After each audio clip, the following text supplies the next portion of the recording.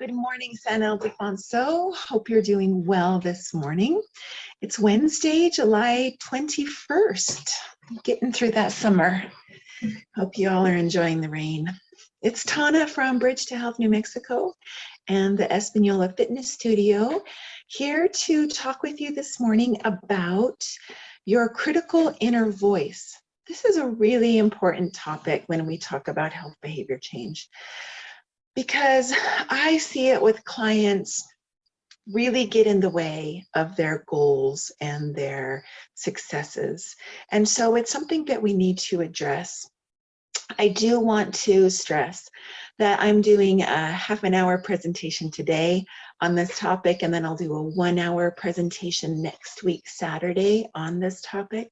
But this certainly is only a beginning to figuring out why you talk to yourself internally the way that you do. So highly recommend going to see a counselor or a psychologist, anybody who knows what they're doing around this type of deep psychological behavior. So this is just an appetizer. I hope that you want to take a bigger bite and make it a full meal to really encourage yourself like a good coach would do instead of bring yourself down. So I'm going to share my screen as I usually do. So give me a moment just to do the technology, and then I will come back and see you in person after the presentation. As always, if you're live on Zoom, please let me know that you're there. And if you're watching this on YouTube at a later time, comment or email me, director@bridgetohealthnm.org, or call or text with any of your personal questions, 505-591-4200, and we'll see how we can help you more with this topic or get you to somebody who's a licensed professional who can dig deeper into your psychology. All right, let me share my screen with you now.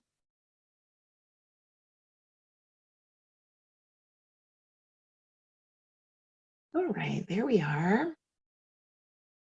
You should still be able to hear me well. And we're going to go ahead and present. All right. So, critical inner voice. What is it? You can see from these pictures, it's the voice that you hear that puts you down throughout the day. Some of you might be really aware of it, and others might not be. Some of you might have a loud critical inner voice, and some of you might not have one, or you might have one that whispers every now and then. So consider yourself very lucky if that's what you have. Today, we're going to talk about how to quiet it. Okay, your critical inner voice is the voice of bad advice,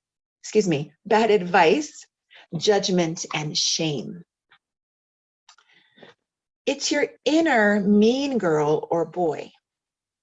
For example, when it comes to your health, your inner voice might tell you, go ahead and eat those cookies. You deserve them, or I deserve them.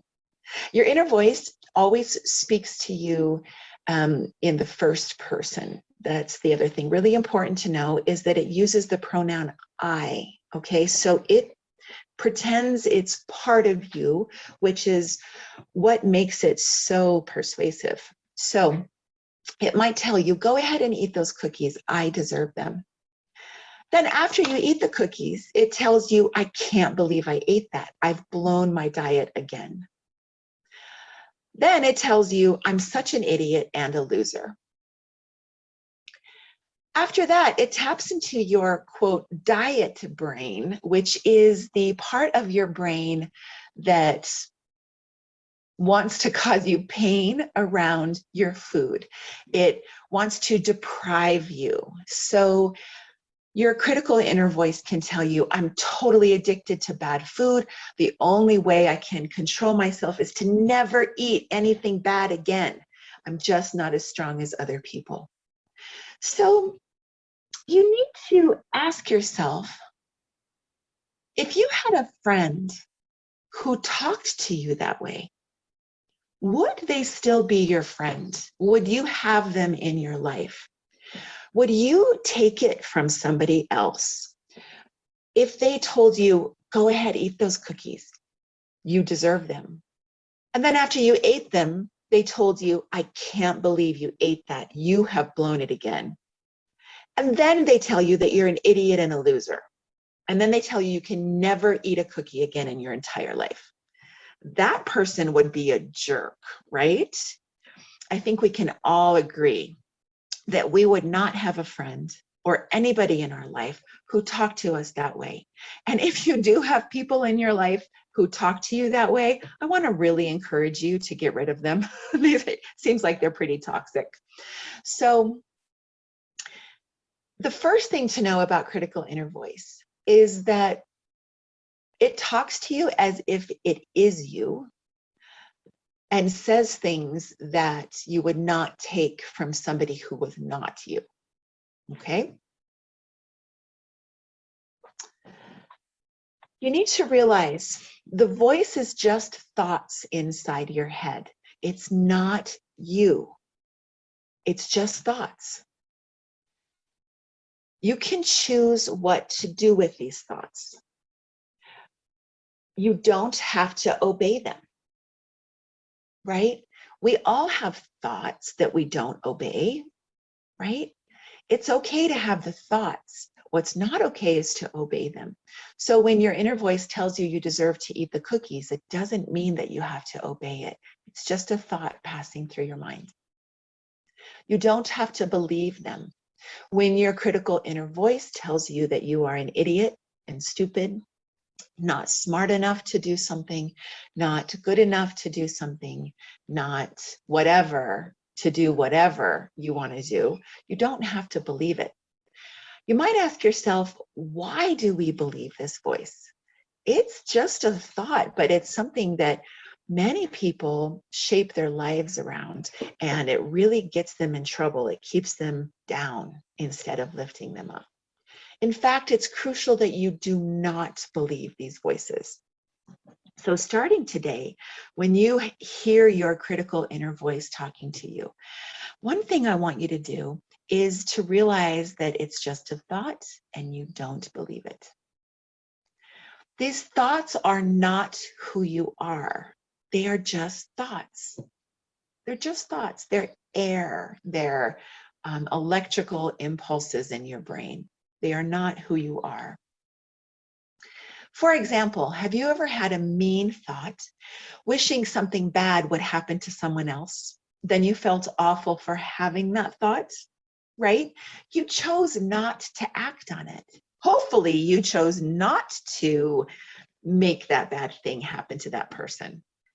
So you had a thought and you controlled yourself by not believing it and not acting on it. You need to do that same thing with your critical inner voice when it's talking about doing bad things to you. A good example is Albus Dumbledore from the Harry Potter series. He says, "It is our choices, Harry, that show who we truly are." Notice he doesn't say it's our thoughts. It's our actions. It's what we choose to do, to believe, not what we think sometimes, the thoughts that pass through our brain. Those are harder to control. All right, so then how the heck do we quiet it? The first thing you need to do to quiet that critical inner voice is to learn to recognize it. And there are 3 ways to learn to recognize your critical inner voice. Number 1, if you feel like a child when you hear that voice, that's your critical inner voice. No matter what kind of wonderful, fantastic parents or awful, horrible parents you had, or childhood you had, our critical inner voice makes us feel like a child. It makes us feel powerless and small and young and naive and inexperienced. And so if you have those feelings throughout the day, realize it's probably your critical inner voice speaking to you. The second way to recognize it is you might hear a specific person's voice.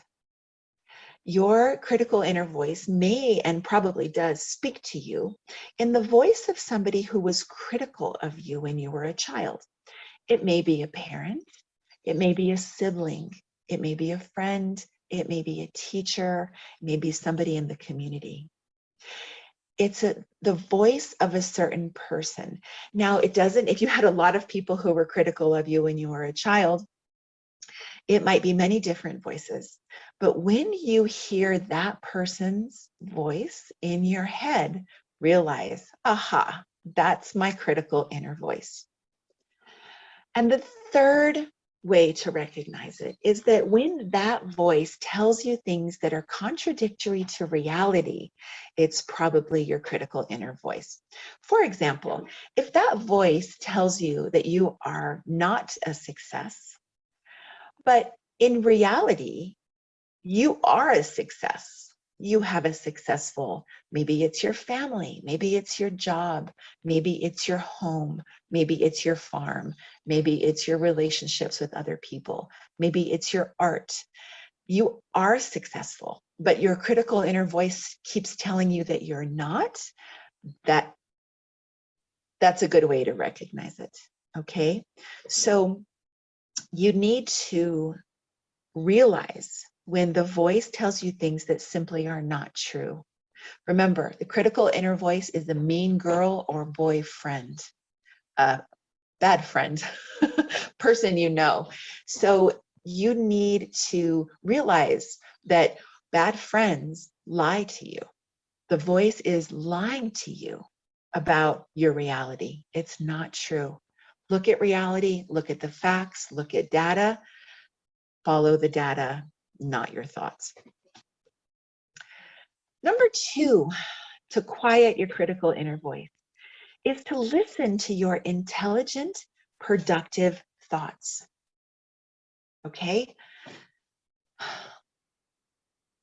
Let your good thoughts that make you feel good, that are the truth, that are thoughts of a smart person, listen to these thoughts. Now, importantly, these thoughts need to be grounded in reality.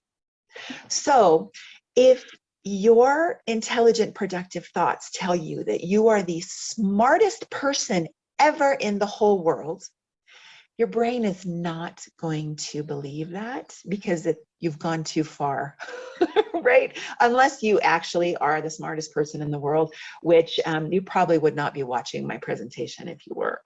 But maybe that voice tells you that you are the most beautiful person in the whole world and you should go to New York City and become a supermodel. Your brain is not going to believe that. So you have to make sure that your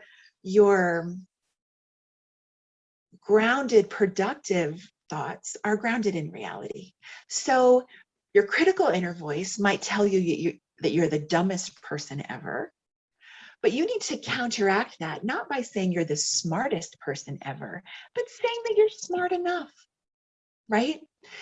If your critical inner voice is telling you that you are the ugliest person ever, the most unattractive person ever to walk the face of the earth, instead of your intelligent thought saying that you're beautiful enough to go be a supermodel, your intelligent, productive, grounded thought should be, I'm fine.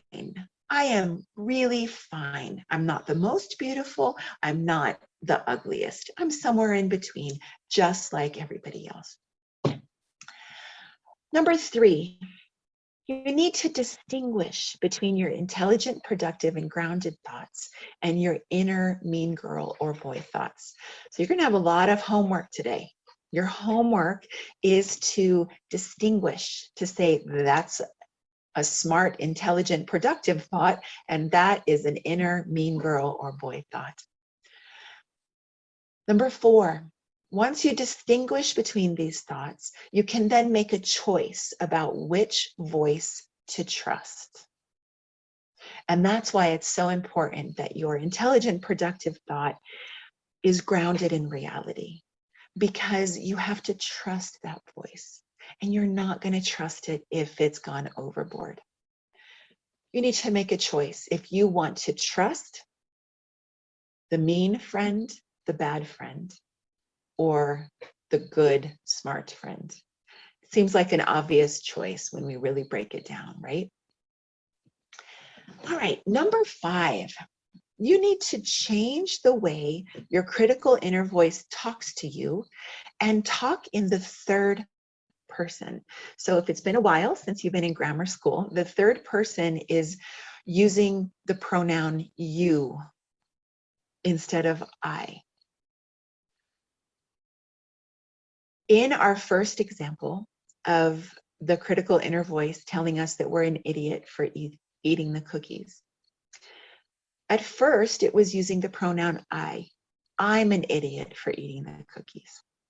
But when you change that phrase to be you're an idiot eating those cookies, you will realize that unless you are a very mean, cruel person, you would never say that to somebody.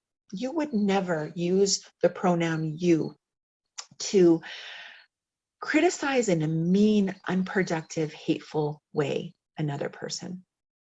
So when you hear your critical inner voice today telling you that you're not smart enough, beautiful enough, motivated enough, successful enough, good enough, pure enough, I want you to change that pronoun to the third person. Change it to you instead of I.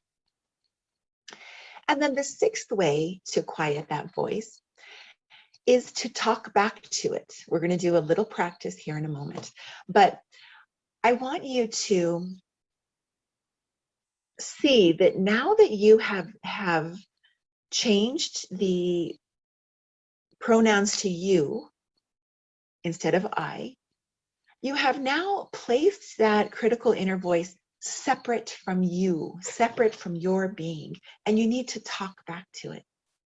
You need to talk back to it as you would a bully. Let's say that you are watching a bully a child.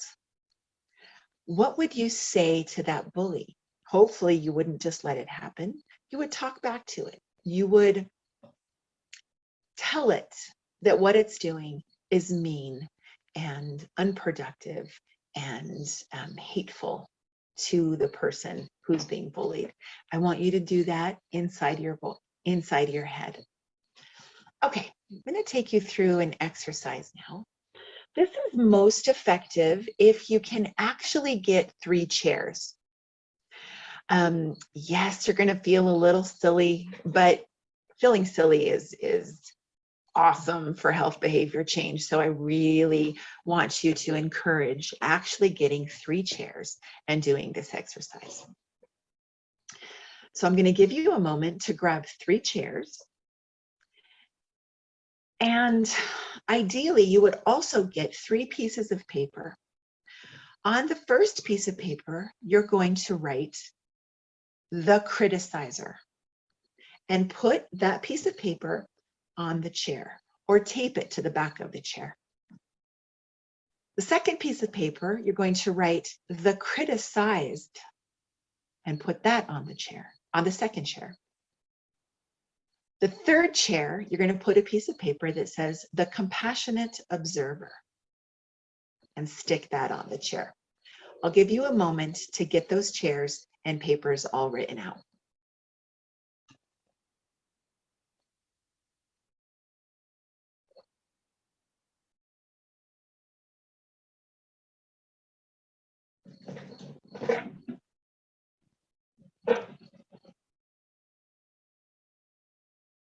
Okay, you have your stuff?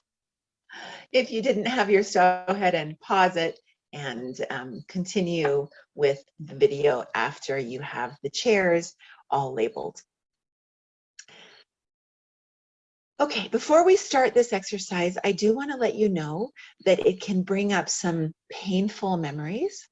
And it can be emotional for some people. So maybe grab that tissue box, make sure you're in a safe space around people that you feel safe around, or if you're alone, make sure that you have somebody you can call afterwards if it brings up painful memories. All right, are you ready? It's a powerful exercise. I want you to sit down in the chair that says the criticizer. When you're sitting in this chair, you are the bully. You are the critical inner voice. I want you to close your eyes and think about a time that think about a scenario that you often hear in your head when you hear your critical inner voice. So you're probably, in your mind, you're probably going to go back to your childhood, maybe it was something that happened later in life in adulthood. And you're going to really put yourself back in that situation that you often bring up in your thoughts in your daily life. I want you to listen to the words that the other person is telling you. Hear this sentence. Hear each word.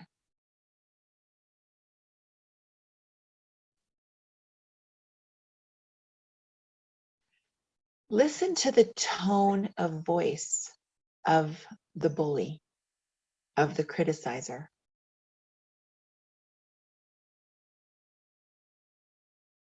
What's their tone?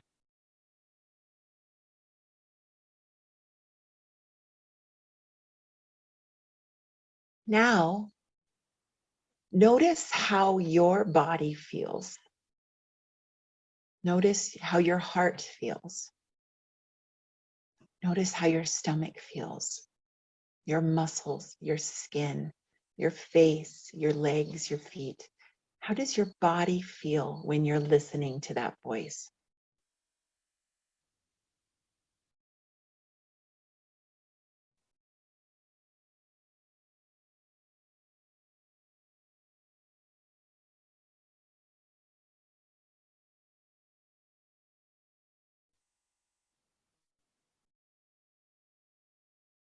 Okay, now very slowly stand up and move to sit in the chair labeled the criticized. Sit down. When you're sitting in this chair, you are the person being bullied. You are the victim. Notice the words you are saying to yourself while you are being bullied or criticized. What are you saying to yourself? Notice the sentences. Notice the words.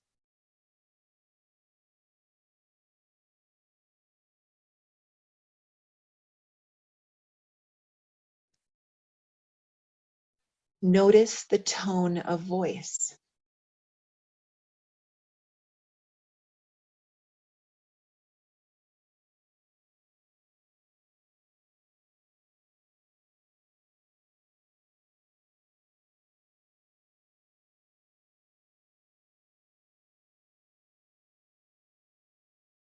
Notice how your body feels as the victim, as the person being bullied and criticized. How does your heart feel? How does your stomach feel? How do your muscles, skin, legs, feet, head, brain, face feel?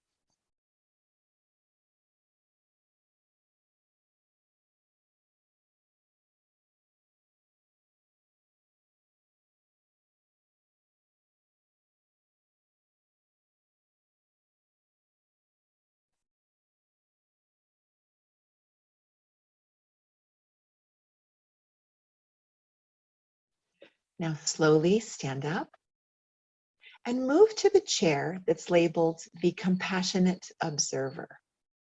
Sit down. In this chair, you are a third person watching the interaction between the criticizer and the criticized. You're watching the interaction between the bully and the victim. I want you to talk to, one at a time, both the criticizer and the criticized. Let's start by talking to the criticizer. What would you say to the criticizer? Now, remember, you're a compassionate observer. You might ask the criticizer, why are you doing that? What happened to you in your childhood or in your life to make you so mean? You might ask the criticizer, how do you feel when you are so mean to the person you're criticizing? Be the compassionate observer. Listen to the words, the sentences, the questions that you ask the criticizer. Be specific.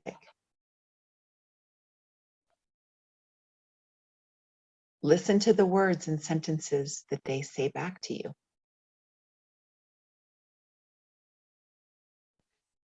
Listen to your tone of voice as the compassionate observer and the tone of voice of the criticizer as they answer your questions.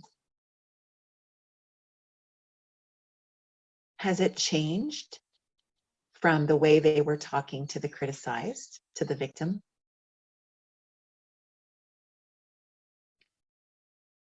How does your body feel as you talk and ask questions of the criticizer? How does your body feel as the compassionate observer?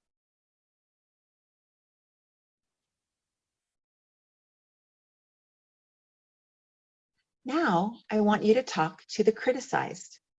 Talk to the victim. You are a third person. You are a compassionate observer. Ask the criticized person how it makes them feel when the criticizer talks to them that way, when the bully bullies them. Listen to their words and sentences as they answer your question.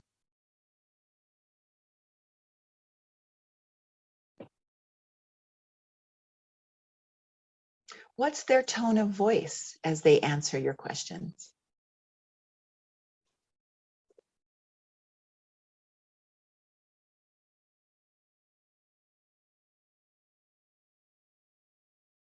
How does your body as the compassionate observer feel as you listen to what the victim is telling you?